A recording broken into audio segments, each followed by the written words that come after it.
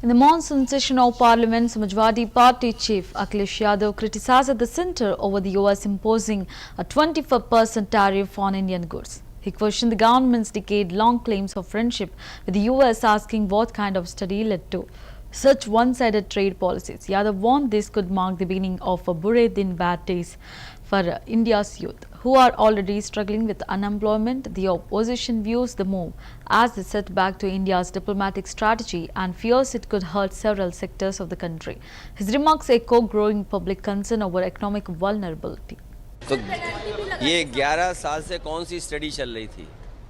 आप सोचिए, 11 साल से क्या स्टडी चल रही थी कि आज अमेरिका के राष्ट्रपति को कैसे शब्दों में भारतीय जनता पार्टी की सरकार में किन शब्दों से भारत को कहना पड़ा उन्हें। उन्होंने कहा भारत के भी अपने कानून के बारे में क्या कहा उन्होंने। सोचिए आप कि जो सरकार लगातार पिछले 11 वर्षों से दोस्ती के बाद दोस्ती और कितनी दोस्ती बढ़ाई कि आज हमें क्या दिन देखने को पड़ रहे हैं।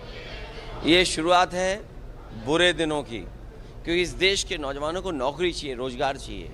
अर्थव्यवस्था बेहतर होगी तो रोजगार, नौकरियां मिलेंगी।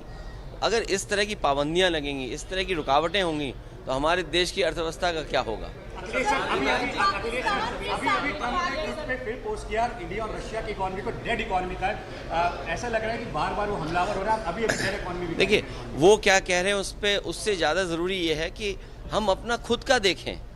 महंगाई बढ़ रही है, रोजगार है नहीं, सरकार नौकरी नहीं दे रही है, किसानों को आय दोगुनी की बात थी वो नहीं दे पा रहे हैं।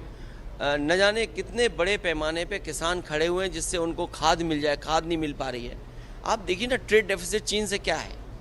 आप दूसरे देशों के मुल्कों का हिसाब किताब लगाइए, आपके अपने लोगों की क्वालिटी ऑफ लाइफ बेहतर नहीं है। हर साल लाखों लाखों लोग भारत छोड़ के जा रहे हैं। तो अगर अमेरिका ये बात कह रहा है तो अमेरिका किसी आधार पे तो कह रहा होगा, और सरकार को तो कुछ कहना चाहिए, क्योंकि 11 साल से कौन सी मित्रता बढ़ा रहे थे कि 11 साल के बाद ये दिन तो